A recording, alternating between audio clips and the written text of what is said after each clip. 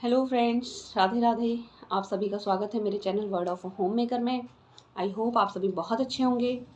और वीडियो के टाइटल से आपको पता लग गया होगा कि आज जो है पूजा पाठ से रिलेटेड एक टॉपिक मैंने लिया है जिस पर मैं बात कर रही हूँ। यूँ तो फ्रेंड मैं खुद भी बहुत ज़्यादा पूजा पाठ नहीं करती हूँ, लेकिन जितने भी करती हूँ उसमें मेरी कोशिश रहती है कि थोड़ा तरीके से और थोड़ा विधि से अच्छी तरह हो जाए ताकि उसका अच्छा फल मिले।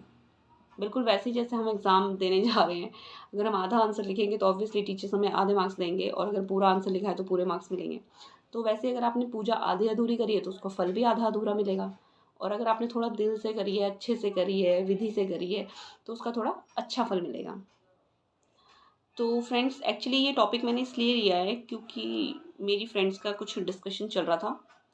तो एक मेरी फ्रेंड है, उन्होंने बोला कि हमारे यहाँ सरगी नहीं होगी, सरगी नहीं होती है। तो मेरी दूसरी फ्रेंड उसको सजेस्ट कर रही है कि अगर सरगी नहीं होती है तो कोई बात नहीं, 11-12 बजे आराम से उठना और जो है अपना नहा धो के पूजा वूजा, फिर बाकी का दिन भी निकल जाएगा।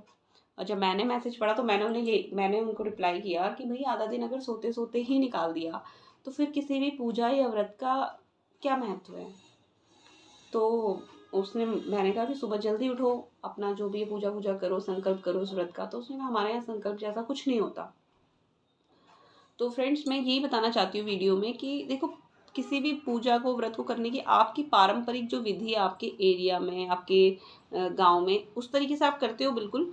लेकिन ये जो है ना, ये एक नियम है। किसी भी पूजा को करने का संकल्प लेना नियम है, बिल्कुल उसी तरीके से जैसे कि पूजा की शुरुआत श्री गणेश जी से हमारे होती है। किसी भी चीज़ की जब हम पूजा पाठ की शुरुआत करते हैं, सबसे पहले हम आह्वान जो है वो गणेश जी का करते हैं। उसी तरीके से संकल्प भी किया जाता है कि हाँ, मेरा ये नाम है, मैंने ये जो भी है। अगर आप कभी किसी पूजा पाठ में गए हो, प्रसाद लेने नहीं, जल्दी, या कभी आपने अपने घर में करवाया हो और आपने मतलब बैठ के की हो पूजा, तो जो भी वो पूजा करने के लिए बैठते हैं ना जजमान, तो पुरोहित जी जो है उनके हाथ में जल और पुष्प देते हैं, उनसे एक संकल्प करवाते हैं। आपने एक मंत्र थोड़ा सुना हो, अगर किसी को याद हो तो, उसमें कुछ वर्ड्स आते हैं, आर्यवर्ते भारत खंडे जम्बू द्वीपे। तो ये एक मंत्र है विष्णु जी का, जिसमें कि वो पंडित जी हमें संकल्प करवाते हैं कि भाई मेरा ये नाम है, ये गोत्र है, ये राशि है, मैं यहाँ रहता हूँ और आज मैं इस अनुष्ठान को करने का संकल्प करता हूँ। हे प्रभु, आप अपना आशीर्वाद बनाए रखें, मेरे इस अनुष्ठान को मतलब अच्छी तरीके से पूर्ण करने में मुझे आशीर्वाद दें और इसका मुझे शुभ फल प्रदान करें। ठीक है। तो ऐसे जब हम कोई व्रत करते हैं ना घर में, बिना किसी पंडित जी को बुलाए या इस चीज़ों के, तो हम अपना सिंपल सा हिंदी में ही, संस्कृत में नहीं, क्योंकि संस्कृत अगर आपको पूरी तरह बोलनी नहीं आती है, आपने गलत वर्ड्स बोल दिए हैं तो वो गलत प्रार्थना उधर डिलीवर हो जाएगी। तो हिंदी में हम सिंपल सोबर सी अपनी जो प्रार्थना है वो अपने भगवान के चरणों में रखते हैं।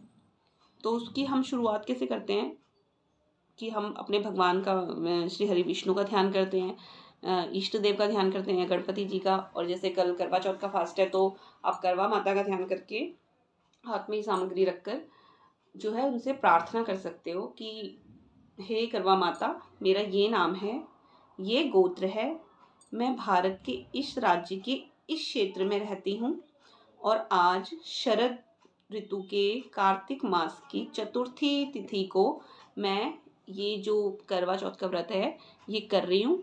और आपके चरणों में मेरी ये प्रार्थना है कि हे माता, मेरा ये जो व्रत है ये अच्छी तरीके से पूर्ण हो जाए।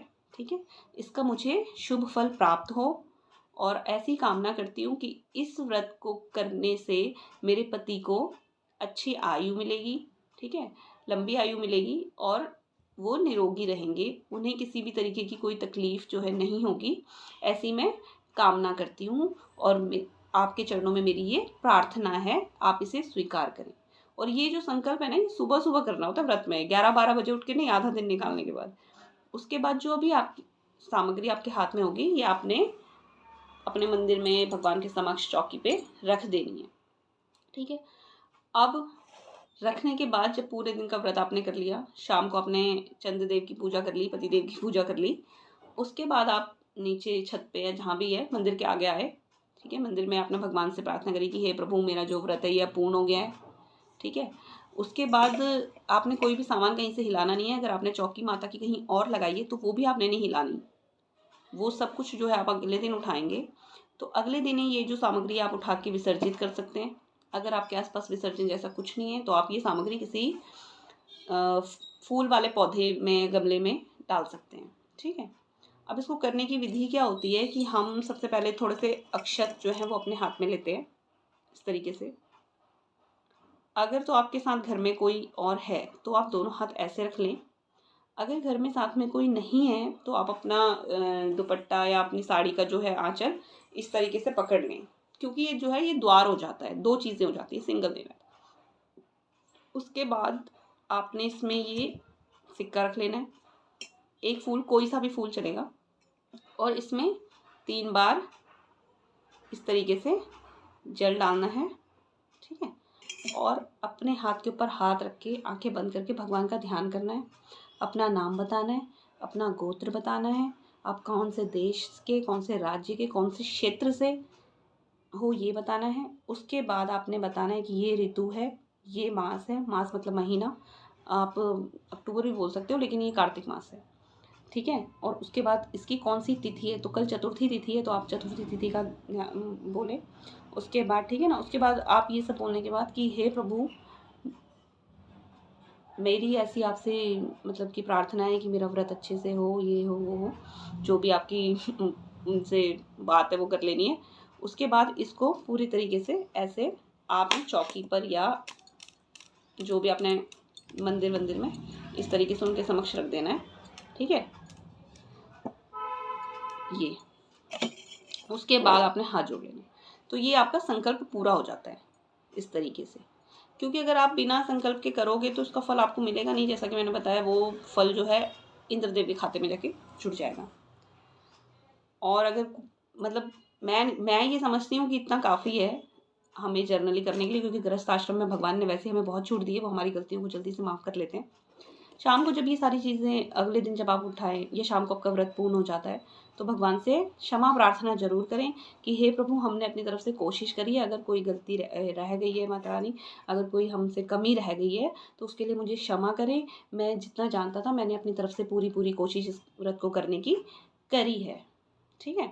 क्षमा प्रार्थना बहुत ज़रूरी होती है और पंडित जी भी पूजा पाठ में लास्ट में क्षमा प्रार्थना जरूर करवाते हैं, क्योंकि क्या होता है आफ्टर ऑल हम इंसान हैं, कुछ ना कुछ कमियाँ या गलती या भूल चूक हमसे हो जाती है। ठीक है।